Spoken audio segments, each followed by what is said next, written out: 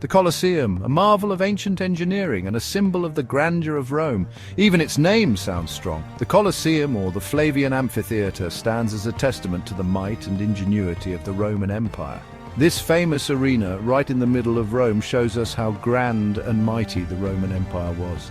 It was a place where history was made, where gladiators fought, and where the people of Rome gathered to witness spectacles that would be remembered for centuries. Emperor Vespasian started building it in 70 AD. His vision was to create a monumental structure that would not only entertain but also demonstrate the power and unity of his new dynasty. It showed the strength and unity of his new dynasty.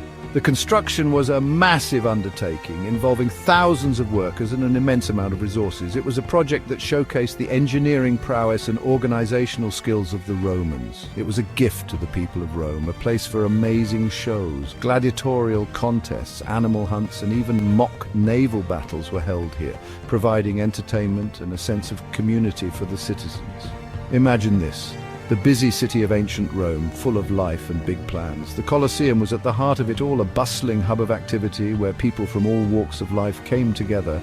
The Colosseum, first called the Flavian Amphitheatre, was built where Nero's fancy palace used to be. This was a deliberate move to repurpose the land for the public good, transforming a symbol of imperial excess into a venue for the people. It was like taking back land for the people.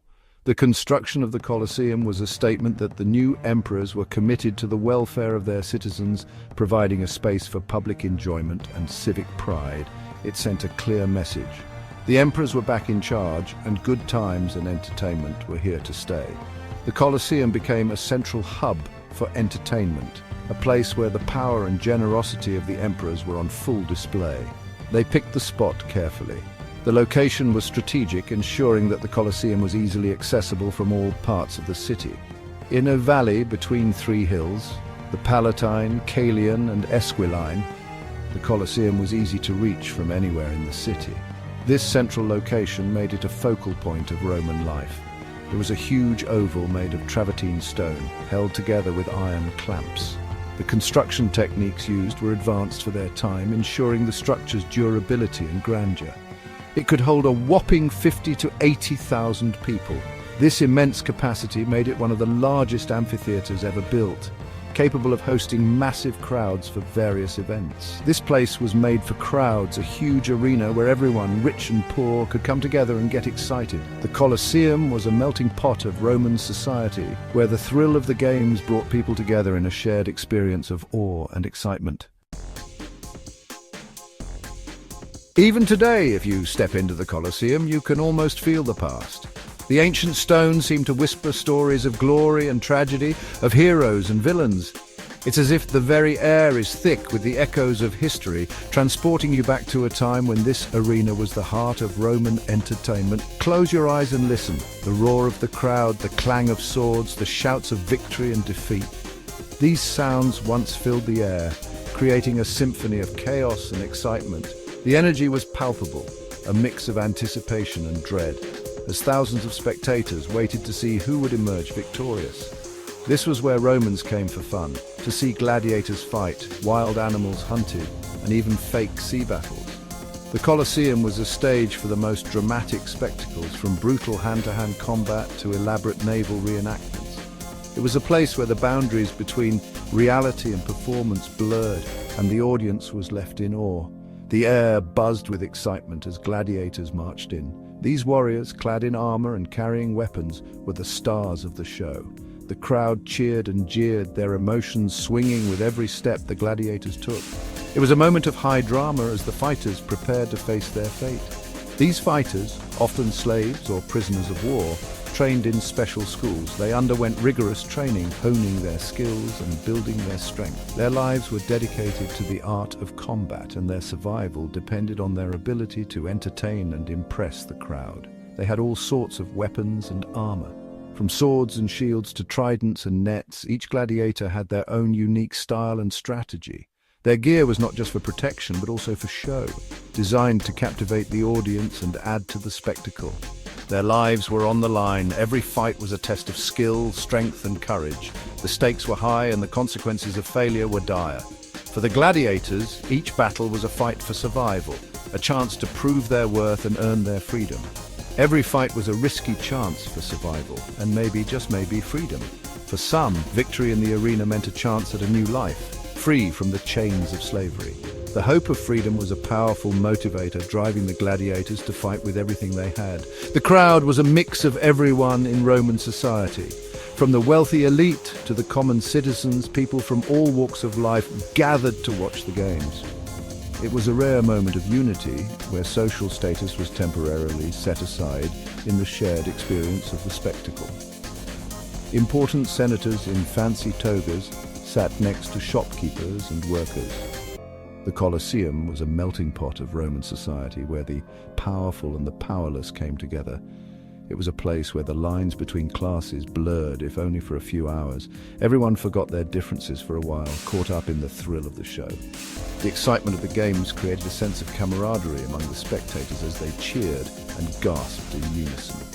It was a powerful reminder of the unifying power of entertainment.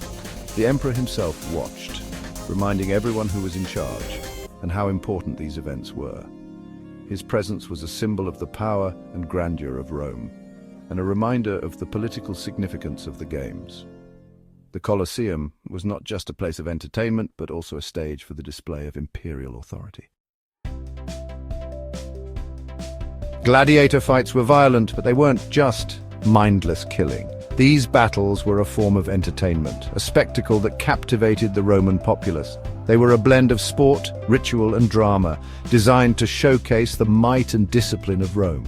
They were carefully planned shows with rituals and meaning, like a tiny version of Roman society itself. Each fight was a narrative, a story of struggle and survival, reflecting the values and conflicts of the time.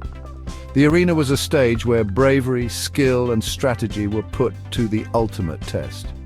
Gladiators had different fighting styles, special weapons, armor, and tactics. Each type of gladiator brought a unique flavor to the fight, making every match unpredictable and thrilling. From the heavily armored murmillo to the agile retiarius, each warrior had a role to play in this deadly game. The murmillo, covered in heavy armor with a sword and shield, fought the retiarius, who had a net and a trident, strength against speed. This classic matchup was a crowd favorite, showcasing the contrast between brute force and agility.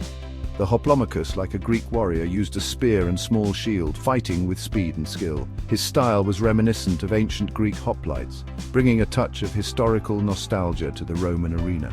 Each fight was like a violent dance, a test of skill and planning that kept the Roman audience glued to their seats.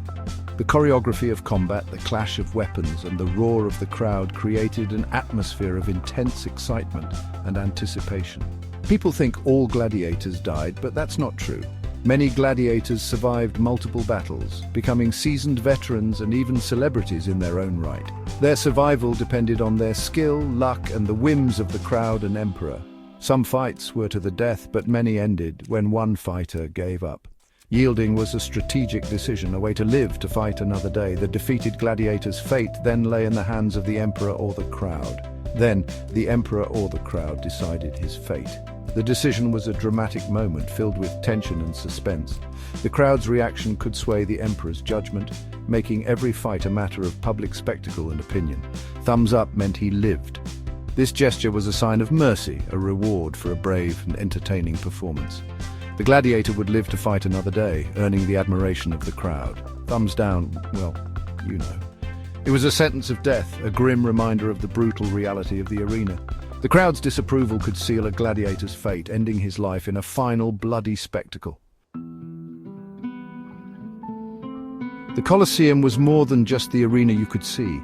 Underneath, there was a secret world, a maze of tunnels, rooms, and cages called the Hypogeum. This underground area was like the engine of the Colosseum, a brilliant piece of engineering. Imagine tunnels full of busy people, slaves carrying equipment, animals pacing in their cages, gladiators getting ready to fight.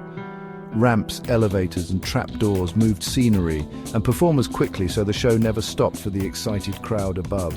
The Hypogeum wasn't just for gladiators and animals. It held all sorts of props and stage equipment. Workers could put up and take down elaborate sets incredibly fast, taking the audience from the hot African deserts to the thick forests of Germany. Section 5: More than a show, the Colosseum's enduring legacy. The Colosseum was amazing, but time took its toll. As the Roman Empire weakened, the arena wasn't used as much.